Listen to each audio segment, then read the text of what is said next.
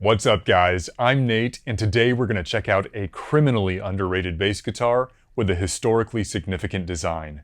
Let me start by saying that no one has done more for the development of the bass guitar than Leo Fender. From bringing the first commercially successful bass guitar to market in 1951 with the Fender Precision Bass, to co-founding Music Man in 1974 and co-designing the renowned Stingray, and then co-founding G&L in 1980, where he made some of his most radical adaptations, like magnetic field design pickups, the tritone preamp system, and the saddle lock bridge. It's hard to comprehend the extent of Leo Fender's innovations in the guitar industry, and arguably there isn't a modern bass out there that is free from his influence. So, standing upon decades of research, experimentation, and refinement, let's take a look at a bass that features all of Leo's final and most advanced ideas, and then takes things up another notch with modern manufacturing improvements. The bass I'm talking about is, of course, the CLF Research L2000 from G&L Guitars.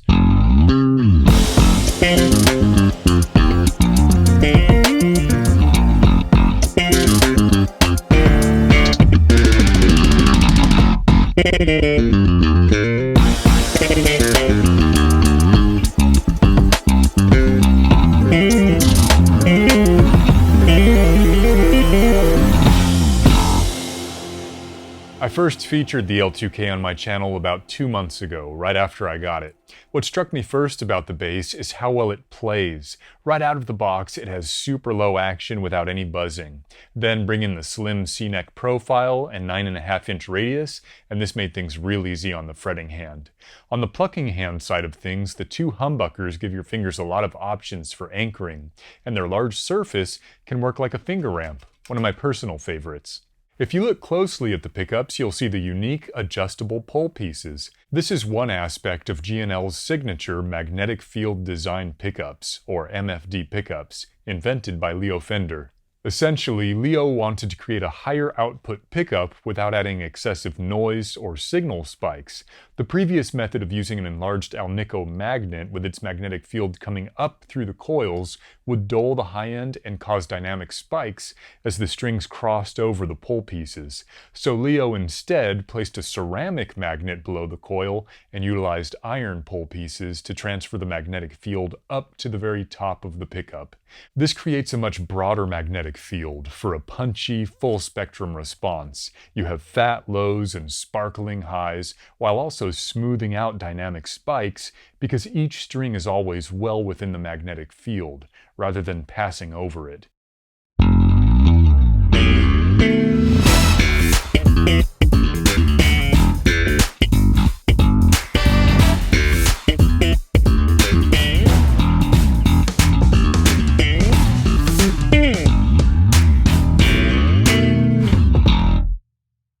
When you pair the dual MFD humbuckers with Leo Fender's tritone system of electronics, you end up with a broad collection of tones. We have the ability to switch between our usual bridge and neck pickup selections, and now we can also run each of these options in series or parallel, both of these hum canceling.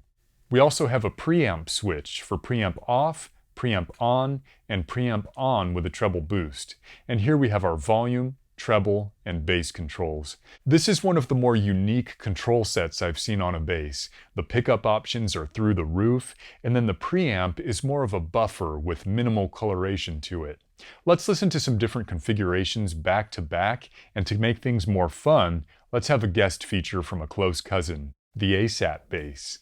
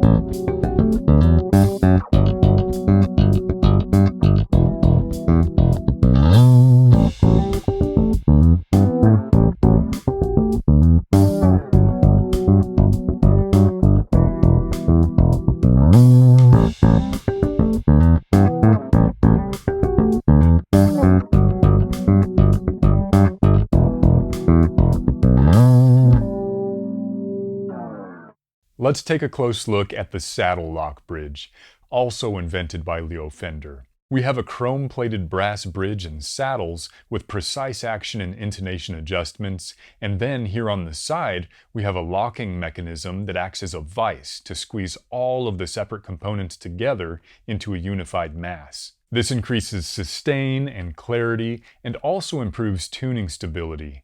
Underneath the bridge is a steel foot protrusion that goes down into the body, further enhancing these effects. Now the body is made of swamp ash and finished in natural gloss, with a vintage tint gloss, hard rock maple neck, and maple fingerboard. And again, the neck has a 1 5/8 inch slim C profile with a 9.5 inch radius, and perfectly paired medium jumbo Jess Carnickel silver frets. This bass is comfortable and well balanced at 9 pounds and 9 ounces.